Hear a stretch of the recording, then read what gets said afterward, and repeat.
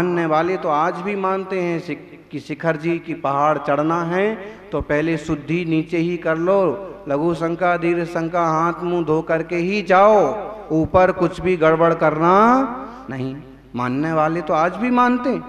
ऐसे भी लोग हैं कि ऊपर जाकर के मुंह में पानी भी नहीं डालते, पूरी यात्रा करके आएंगे, नीचे पानी पिएंगे, नीचे नाश्ता होगा, प्लास्टिक कचरा गंदगी हम ऊपर नहीं फैलाएंगे और ना ऊपर सामान खरीद करके लोगों को दुकान लगाने के लिए प्रोत्साहित करेंगे। हैं लोग, आप खरीदोगे तो दुकानें तो बढ़ेंगी बढ़ेंगी, ना खरीदोगे ना खाओगे ना पियोगे, प्रदूषण नहीं बढ़ेगा, क्षेत्र का सम्मान बना रहेगा, चाहे शिखर जी हो कि गिरनार जी हो कि चंपापुर हो कि पावापुर हो कि श्रवणबेल गोल हो, कोई क्यों ना हो। ऐसे अपने जिनालय जिन मंदिर क्यों ना हो, मंदिर के भीतर कोई भी खाना पीना नहीं करता है, एक आध कोई दुष्ट हो मूर्ख हो वो बात अलग है। क्यों?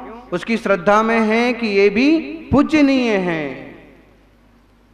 तो पहली बात, भगवान जिनेंद्र से संबंधित कोई भी उपकरण भी हैं तो भी सम्माननीय हैं, आदरणीय हैं। वे रत्नत्रय युक्त नहीं हैं, लेकिन वे रत्नत्रय से पवित्र प्रभु के आसपास होने से वे भी पूज्यता को प्राप्त हो जाते हैं।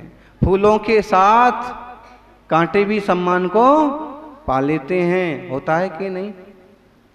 फूलों के साथ पत्ते भी बिक जाते हैं, वैसे ही। और त्रिपा रहित विगत त्रिपा अहम, जब तक लाज लाज करते रहेंगे, क्या बोलेंगे, संकुचित बने रहेंगे, शर्माते रहेंगे, तब तक आप ठीक ढंग से पूजा अर्चना नहीं कर सकते। हम धोती दुपट्टा पहन के जाएंगे तो लोग क्या कहेंगे? मुनिराज को पड़गहान के लिए चौराहे पर खड़े होंगे तो वाह अमुक दोस्त क्या कहेंगे। मुनिराज के साथ हम विहार करेंगे, मंदिर की पालकी निकलेगी, हम कंधा लगाएंगे तो मेरे अमुक जाति के दोस्त क्या सोचेंगे, ग्राहक क्या सोचेंगे। अरे नहीं, मैं तो पीछे पीछे अब आ जाऊंगा, समाज का मामला है तो चलना तो है ही, लेकिन पीछे पीछे सिर नीचा करके चल लूंगा। अगर तुम्हें देव शास्त्र गुरु के साथ चलने में सिर नीचा करना पड़ता है, ध्यान रखना तुम्हारा जिंदगी में सिर कभी ऊंचा नहीं हो सकता।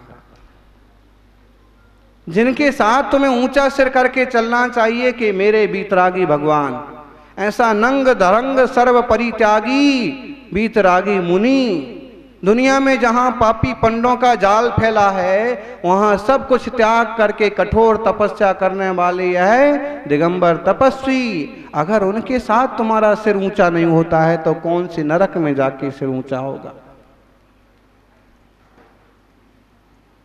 मुनि का कमंडल पकड़ के चलते और उत्साह और पुरुषार्थ नहीं आता है तो क्या करके तुम खुश होोगे।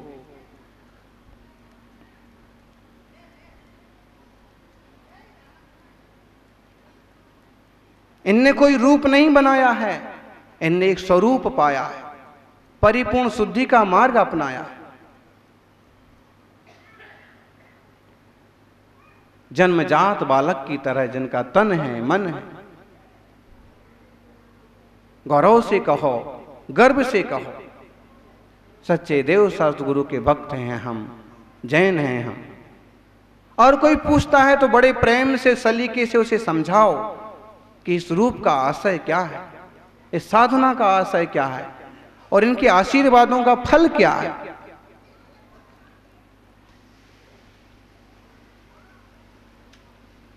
बैरिस्टर चंपत राय जैन समाज के बहुत बड़े वकील हुए, विदेशों में बड़ा धर्म का प्रचार किया। एक बार अमेरिका में कुछ मित्रों ने उनसे पूछ लिया, जैनी बहुत पैसे वाले होते हैं और बहुत पैसे वाले हो ना हो, लेकिन इतने तो होते ही हैं कि अपना पेट भर लेते हैं और आराम से परिवार चला लेते हैं। भिखमंगा और दरिद्र कोई नहीं होता, कोई दुर्भाग्य हो एकाध जीव का, वो बात अलग। मित्रों ने कहा जैनी बहुत अमीर होते हैं, आखिर क्या कारण है कि तुम लोगों के पास इतना पैसा होता है? उनने कहा, हमारे भगवान ने, हमारे मुनियों ने सब कुछ छोड़ दिया, सारा छोड़ दिया, तो सब हमारे पास आ गया, इसलिए हम लोग अमीर हो गए। और अमुक लोगों के भगवानों ने ही इतना बटोर लिया कि समाज में गरीबी छा गई, भगवान अमीर हो गए हैं। अब देखिए, अमुक मंदिर की संपत्ति, अमुक मठ की संपत्ति, अमुक सोना, 30 क्विंटल सोना, हाँ, नाम तो क्या लेना। तो तुम्हारे तो भगवान ने ही बटोर लिया, इसलिए अमुक समाज पिछड़ गया। हमारे भगवानों ने सिर्फ बांटा ही बांटा है, कुछ भी बटोरा। और जो ऐसे कठोर तपस्या करने वाले मुनि हैं, तो निश्चित रूप से उनका आशीर्वाद फलता। थोड़ा सा निर्लज्ज होकर के पुरुषार्थ करेंगे तो जिन धर्म की प्रभावना होगी। निर्लज्जता से तात्पर्य बेवकूफ नहीं बनना है, अपितु जो सच्चाई है उस सच्चाई को मानो, लेके चलो। और कोई पूछता है, आपके मुनि दिगंबर क्यों रहते हैं? इस आधुनिक जमाने में लोग तो तरह तरह के मौज मस्ती के साधन अपनाते हैं, और फिर भी ऐसे साधु कुछ जचता नहीं है। और जब कोई कहता है कि जचता नहीं है, तो फिर उसे अच्छे से समझाओ कि भाई, इस धर्म में सत्य जो टिका हुआ है, इस दुनिया में शांति जो टिकी हुई है, वो इन्हीं की बदौलत है, वरना किसी और से कुछ होने वाला नहीं। सब राग रंग में डूबे हैं, यही इनके तप के बल पर सहजता है, शांति है। दुनिया में देश के देश नष्ट हो गए, दुनिया में हर देश आतंक में डूबा हुआ है। एक भारत देश ऐसा है कि आज भी अलमस्त मस्ती में जीता है, खुश रहता है। क्यों? अलमस्त तपस्वी है। सज्जनों, थोड़ी सी संकोच वृत्ति छोड़ें, तब जाकर के नाच गा करके अच्छे से भक्ति हो सकती। भगवान के सामने जो नाचते हैं, गुरु के सामने जो नाच करके भक्ति करते हैं, उनको दुनिया में औरों के सामने नहीं नाचना पड़ता। और जो भक्ति में नाचने से कतराते हैं, वे सबके सामने हाथ फैलाते, नाचते। ज्ञानियों, आचार्य देव कहते हैं, आपके सामने तो मैं बालक बन गया। जैसे बालक चंद्रमा को पकड़ने को दौड़ पड़ता है, मैं भी आपके गुणों को पकड़ने को दौड़ पड़ा। और कैसे हैं आपके गुण?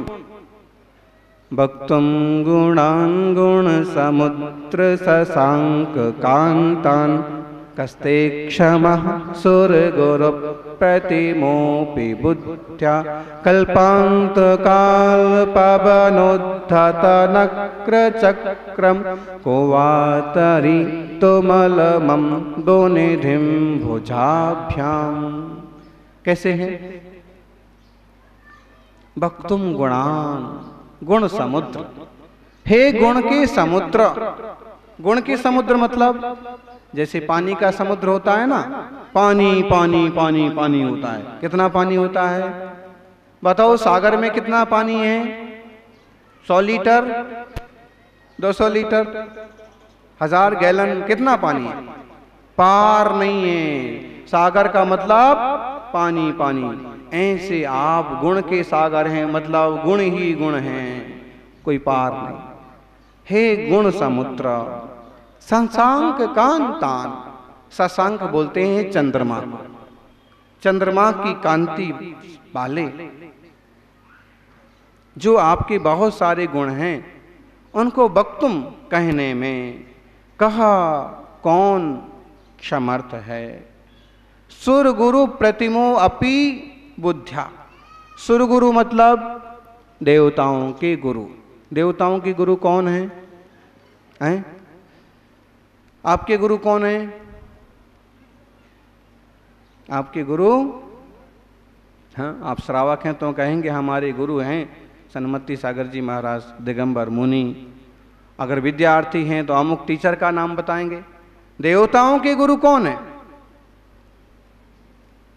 वैदिक मान्यता है कि देवताओं के गुरु बृहस्पति हैं। सूर्य गुरु कौन? बृहस्पति, ऐसी एक मान्यता। वास्तव में देवताओं के कोई गुरु नहीं है। देवताओं के गुरु तो तीर्थंकर भगवान होते हैं। उनके समोषण में आकर के उनको ज्ञान मिलता है, सेवा का अवसर मिलता है। इसलिए फिर भी आचार्य श्री ने एक लोक मान्यता को भी स्वीकार किया। यदि तुम कहते हो कि देवताओं के गुरु बृहस्पति हैं, तो बृहस्पति भी जिनके गुणों को गाने में समर्था नहीं हुआ, सारी स्तुति तो वो भी नहीं कर पाया।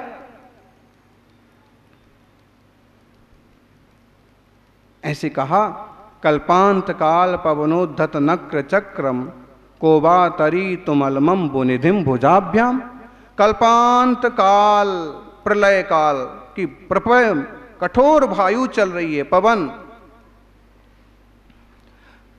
और उस हवा से समुद्र में उछाल आ रहा है, तूफान आ रहा है, मगर मच्छों का समूह फैला हुआ है। बताओ, ऐसे समुद्र को तैरने में कोई समर्थ हो सकता है? कोई समर्थ नहीं हो सकता। तूफान है, मगरमच्छ हैं। विपरीत उदाहरण दिया है।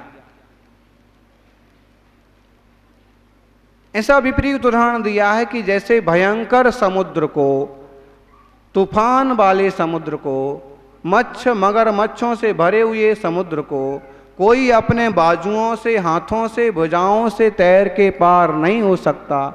कोई समर्थ हो सकता है? कहा, कैसे हो सकता है?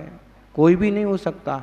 जैसे ऐसे खतरनाक समुद्र को कोई पार नहीं हो सकता है, वैसे ही आपके गुण रूपी समुद्र को भी कोई पार नहीं पा सकता। विपरीत उदाहरण हो गया।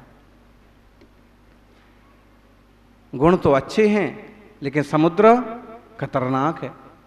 फिर भी उदाहरण दिया है कि जैसे भारी समुद्र को, मगरमच्छ के समूह से भरे हुए सागर को तैरना मुश्किल है, कठिन है, वैसे हे जिनेश्वर, आपके मंगलमय श्रेष्ठतम गुणों के समूह को पार पाना भी मुश्किल है, कठिन है।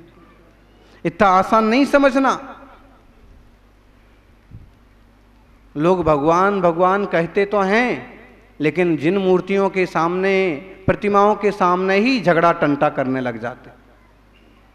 अरे धिक्कार हो, एक तरफ तुम कहते हो भगवान, एक तरफ कहते हो कि मैं पूजा करता हूँ, दूसरी एक तरफ बड़ी बड़ी बोलियां लेते हो, बड़ा सम्मान करते हो उनका, और फिर उन्हीं के सामने हाथापाई पर उतर आते हो। कहाँ माना भगवान? भगवान माना है तो उनके सामने कुछ भी गलत काम नहीं करना, कुछ भी कठोर नहीं बोलना, कोई भी खोटा एक्शन नहीं करना। यदि व्यक्ति मंदिर में बैठे हुए भगवान को अपने हृदय में महसूस करने लग जाए तो फिर कहीं पाप नहीं करेगा। मंदिर में जाता है, गुटखा बाहर थूक देता है। मंदिर में जाता है, बीड़ी सिगरेट का पैकेट छुपा लेता है। मंदिर में जाता है तो बड़े ईमानदार की तरह आंखें बंद करके बुड़बुड़ा करके भक्ति करता है। ऐसे बन जाता है कि इससे ज़्यादा सीधा आदमी दुनिया में। और जैसे ही मंदिर की सीढ़ी उतरता है तो फिर उसका रूप देखो। आदमी जो मंदिर में होता है वही समाज में होना चाहिए, बाहर होना चाहिए। क्यों? क्योंकि उसे ये सोच लेना चाहिए कि मंदिर में तो भगवान की सिर्फ मूर्ति बिठाई गई है, वास्तविक मंदिर तो मेरा मन ही है जिसमें भगवान हमेशा बैठे हुए हैं। चैतन्य आत्मा, मेरा प्रभु आत्मा। और जब आत्मा का, आत्म भगवान का ख्याल आता है तो जीवों में आप वहाँ पे एक विवेक जागता है और जीवन में पुण्य प्रवृत्ति अपवाप सहज रूप से प्रकट होती है। शांतिनाथ प्रभु की कृपा बरसे, आदिनाथ प्रभु की कृपा बरसे और अपन उनके गुण गाते हुए खुद गुणवान बने, परिपूर्ण बने, ऐसी मंगल भावना। जय बोलिए 24 तीर्थंकर भगवान के जयकारा गुरुदेव का। आज फिर एक बार में करना ये सबको पता है और इसलिए भी जरूरी। और प्रवचन कम से कम ना 40 मिनट का होना चाहिए, कारण एक कैमरा लेके खड़ा ना जिनवाणी चैनल वाला, तो इनको वाली है वही श्रुत पंचमी कहलाएगी। अपन उसको भी श्रुत पंचमी, 2 श्रुत पंचमी मनाएंगे, एक अभी मनाएंगे और एक, और आचार्य आदि सागर अंकलिकर महाराज का श्रुत पंचमी को आचार्य पद स्मरण हुआ था, इसलिए भले अपन छोटे रूप में करेंगे लेकिन मनाएंगे। और फिर जब ग्रंथ समाप्त होगा तो धूमधाम से एक बढ़िया सा मंगल शोभा यात्रा और धवला ग्रंथ सठखंडागम को रथ में या जैसे भी सवारी। देखिए अभी थोड़ा समय है, ज़्यादा लाभ ले लो, और क्या यही कहेंगे अपन। तो ऐसे चौके का जैसे जैसे दिन कम होते जाएंगे ना, फिर लोग चौके के लिए तड़पेंगे और फिर कठिन काम हो जाएगा। अभी सरल है,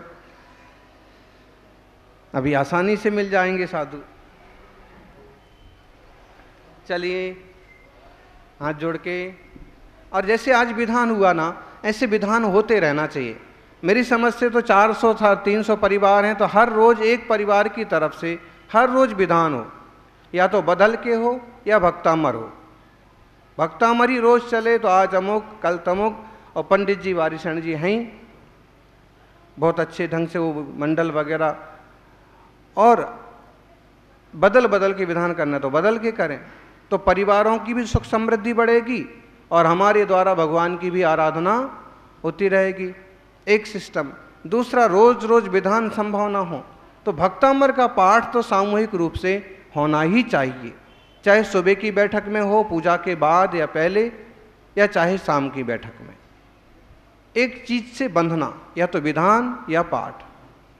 और जो चल रहा है पूजा और वाचना, हमको बताया दोनों टाइम वाचना चलती, शास्त्र की वाचना कौन करते हैं? शास्त्र वाचन चलना ही चाहिए। उस मंदिर में उपस्थिति आप लोगों की रहना ही चाहिए।